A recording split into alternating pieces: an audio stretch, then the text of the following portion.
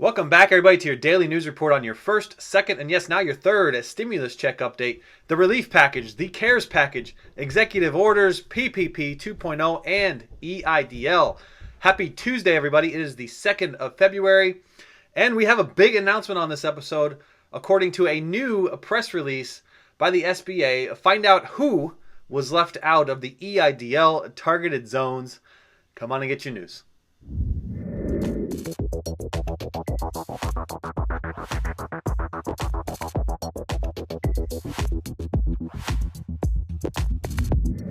Welcome back, everybody. I am Edward Bilder. Thank you all for joining me for another video today. To all my loyal subscribers, welcome back for another video. And if you're new to the channel today, welcome. We have a big announcement on today with the EIDL Targeted Advanced Grants. We're going to talk about your timeline, as a new press release was just released yesterday with the SBA. So we're going to go over timeline. We're going to talk about what you need to do and who is in and who is out. That seems to always be the case when we're talking about the SBA. No matter who is heading the department, there's always a who is in and there's always a who is out on these new targeted programs. So in the spirit of being targeted, I am targeting one lucky viewer from every video that reaches 10,000 views to send a $100 stimulus check to. So to be eligible, just drop your comments within the video. If that video reaches 10,000 views, I'm going to pick one random lucky subscriber to send $100 to. And of course, when I hit my 10,000th subscriber, I will be sending out yet another $500 stimulus check to, based on all the comments that were received up to that point. Join the 800 others tracking play-by-play of PPP and play-by-play of EIDL, and of course, play-by-play of rental assistance. All right, let's get straight into your updates. We want to talk timelines first. Let's get right into the details. Okay, I want to get straight into the timeline, okay? Now, they are still saying that you cannot contact the SBA to resubmit any type of new application process, and that this may take several weeks to reach all of the targeted individuals out there. Now, as of February 1st, the press release came out, so they are suggesting that they will be sending out emails to targeted individuals.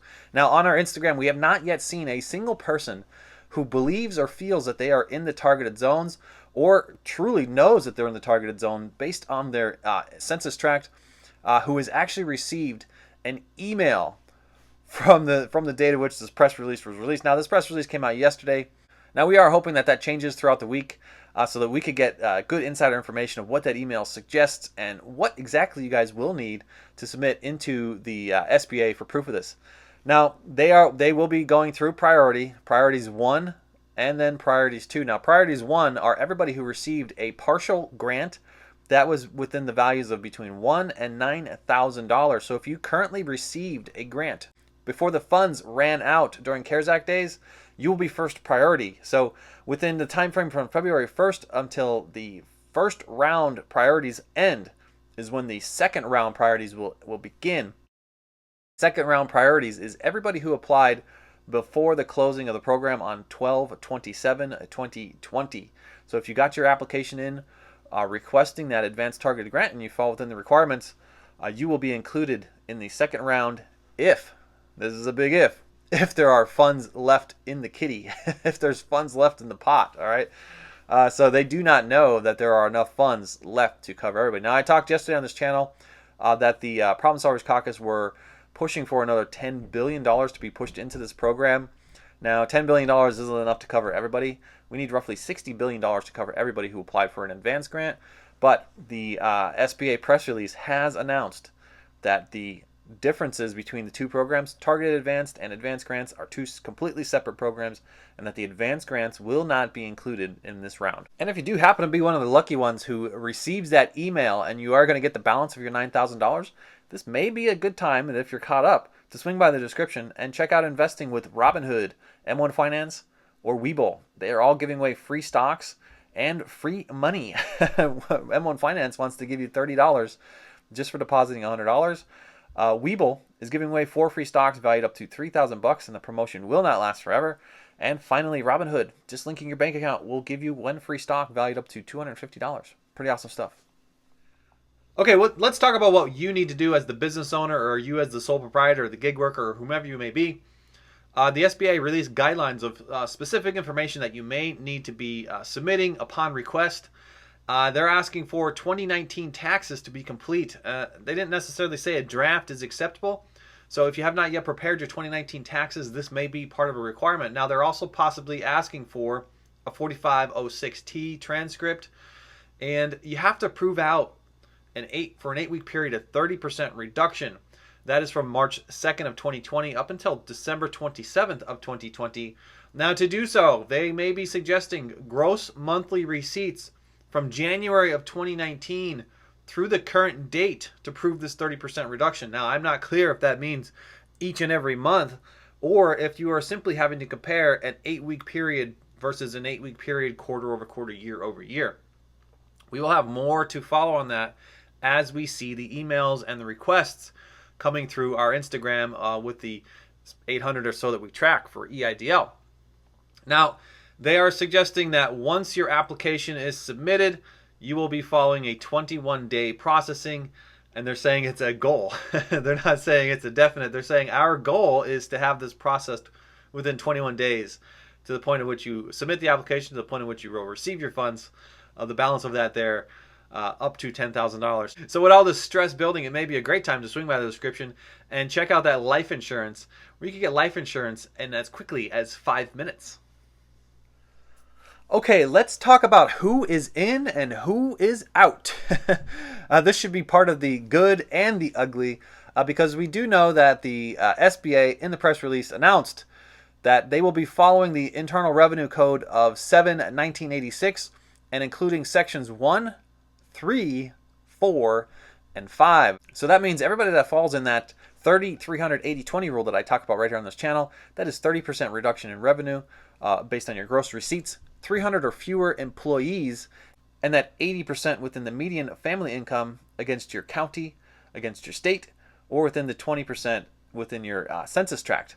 Now, who was left out of this is a big who, because we know that roughly if everybody under 45DE was included, this accounts for about 50% of everybody who applied for the program.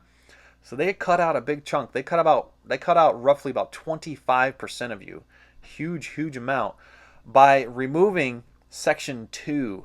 This is for the Regal Community Development and Regulatory Improvement Act of 1977, which allows you to qualify as a low-income person or those who lack adequate access to loans. We talked about this pretty heavily on this channel, trying to understand if the SBA was going to include Section 2 or if they're going to leave you out. Now, I'm not exactly clear who and how they have the authority to make this ruling at the SBA, but it does take out all of the individuals that could have qualified as a low-income person, and not necessarily based on where you live. This would have allowed you to be within different city lines and not necessarily be divided by the city, county, or state lines based on that 80-20 rule. That if you were a low-income person, if you were specifically a low-income person, or if were in a low population community, or within different city lines or different metro areas, you would have qualified. Now they are only doing non-metro areas and removing low-income persons and those that lack adequate access to loans. Quite shocking information, and if I were you, I would be calling the SBA and asking them for more clarity on this. But don't forget, everybody, there is a silver lining. If you are an eligible individual for EIDL, chances are you have a high probability that you're an eligible individual for PPP funding.